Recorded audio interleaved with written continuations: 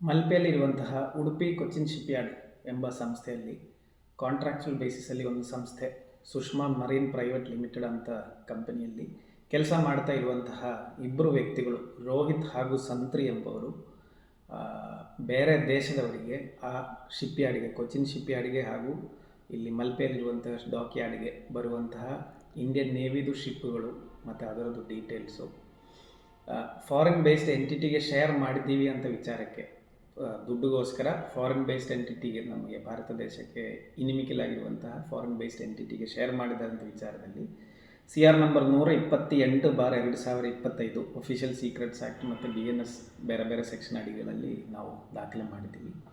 ಆವಾಗ ನಮಗೆ ಸಣ್ಣ ಡೌಟ್ ಇತ್ತು, ಇದು ಶೇರ್ ಮಾಡಿರುವಂಥದ್ದು ಪಾಕಿಸ್ತಾನಿಗೆ ಇರಬಹುದು ಅಂತ.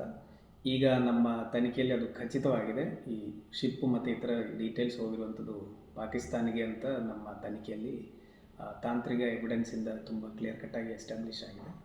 ಈ ತನಿಖೆಯನ್ನು ಮುಂದುವರಿಸಿದಾಗ ASP ಹರ್ಷ ಪ್ರೇಮದ ಅವರ ತಂಡ ಈ ಏನು ಮಾಹಿತಿ ಇಂಡಿಯಾದಿಂದ ಪಾಕಿಸ್ತಾನ್ ಬೇಸ್ಡ್ ಆಪ್ರೇಟ್ರಿಗೆ ಏನು ಶೇರ್ ಮಾಡ್ತಿದ್ರು ಅದಕ್ಕೆ ಬಳಸಿರುವಂತಹ ಸಿಮ್ಗಳು ಮತ್ತು OTP, ಈ ಸಿಮ್ಗಳಲ್ಲಿ ವಾಟ್ಸಪ್ಪನ್ನು ಆ್ಯಕ್ಟಿವೇಟ್ ಮಾಡೋಕ್ಕೆ OTP ಅಲ್ಲಿ ಪಾಕಿಸ್ತಾನಲ್ಲಿರುವಂಥ ವ್ಯಕ್ತಿಗಳಿಗೆ ಶೇರ್ ಮಾಡಿರುವಂಥದ್ದು ಮತ್ತು ಈ ರೀತಿ ಟೆಕ್ನಿಕಲ್ ಅಸಿಸ್ಟೆನ್ಸ್ ಇಬ್ಬರು ಜನ ಆರೋಪಿಗಳಿಗೆ ಕೊಟ್ಟಿರುವಂತಹ ಒಬ್ಬ ವ್ಯಕ್ತಿ ಗುಜರಾತಲ್ಲಿ ಇದ್ದಾರೆ ಅಂತ ನಮ್ಮ ತನಿಖೆಯಲ್ಲಿ ಕಂಡು ಬಂದಿದೆ.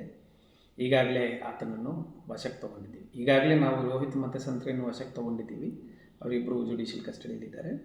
ಅದಲ್ಲದೆ ಈಗ ಹೊಸದಾಗಿ ಹಿರೇಂದ್ರ ಕುಮಾರ್ ಸನ್ ಆಫ್ ಭರತ್ ಕುಮಾರ್ ಖದಾಯತ್, 34 ವಯಸ್ಸು, ಕೈಲಾಸ್ ನಗರಿ, ಆನಂದ್ ತಾಲೂಕ್, ಗುಜರಾತ್, ಇವರನ್ನು ನಾವು ಅರೆಸ್ಟ್ ಮಾಡಲಾಗಿದೆ. ಅವರನ್ನು ಜುಡಿಷಿಯಲ್ ಕಸ್ಟಡಿಯಲ್ಲಿ ಕಳಿಸಲಾಗಿದೆ.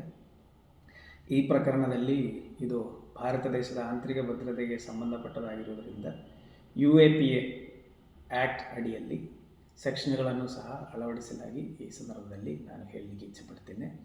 ಈ ಸಂದರ್ಭದಲ್ಲಿ ನಾನು ಎಲ್ಲರ ಹತ್ರನೂ ಹೇಳಲಿಕ್ಕಿರುವಂಥ ವಿಚಾರ ಏನಂತ ಹೇಳಿದರೆ, ಈ ರೀತಿ ಸಸ್ಪಿಷಿಯಸ್ ಆ್ಯಕ್ಟಿವಿಟೀಸು ನಿಮ್ಮ ಸುತ್ತಮುತ್ತ ನಡೀತಾ ಇದ್ದರೆ ಖಂಡಿತವಾಗಿ ಪೊಲೀಸರ ಹತ್ರ ಹೇಳಬೇಕು.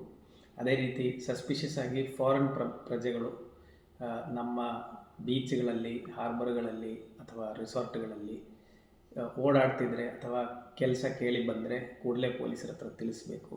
ಮತ್ತು ನಿಮ್ಮ ಹೋಮ್ ಸ್ಟೇಗಳಾಗಲಿ, ರಿಸಾರ್ಟ್ಗಳಾಗಲಿ, ಈ ರೀತಿ ಜಾಗಗಳಿಗೆ ಫಾರಿನರ್ಸ್ ಬಂದರೆ ಖಂಡಿತವಾಗಿ C ಫಾರ್ಮ್ ಸಬ್ಮಿಟ್ ಮಾಡಬೇಕಾಗ್ತದೆ. ಅದಲ್ಲದೆ ಈ ರೀತಿ ಸಂಶಯಾಸ್ಪದವಾಗಿರುವಂಥ ವ್ಯಕ್ತಿಗಳು ಯಾವುದೇ ದಾಖಲಾತಿಗಳಿಲ್ಲದೆ ಬಂದರೆ, ಅದೇ ರೀತಿ ಫಾರಿನರ್ಸ್ ಈ ರೀತಿ ಓಡಾಡುವುದು ಕಂಡು ಬಂದರೆ ಅಥವಾ ಫಾರಿನರ್ಸ್ ಒಟ್ಟಿಗೆ ಇಲ್ಲಿಗಲಾಗಿ ಕಮ್ಯುನಿಕೇಷನ್ ಇಟ್ಕೊಂಡಿರೋದ್ರ ಬಗ್ಗೆ ನಿಮ್ಮ ಗಮನಕ್ಕೆ ಬಂದರೆ ಕೂಡಲೇ ಪೊಲೀಸರಲ್ಲಿ ತಿಳಿಸಬೇಕು. ಇದು ತುಂಬ ದೊಡ್ಡ ಕರ್ತವ್ಯ ನಮ್ಮೆಲ್ಲರದು ಅಂತ ನಾನು ಈ ಸಂದರ್ಭದಲ್ಲಿ ಹೇಳೋಕ್ಕೆ ಇಚ್ಛೆಪಡ್ತೇನೆ. ಧನ್ಯವಾದಗಳು.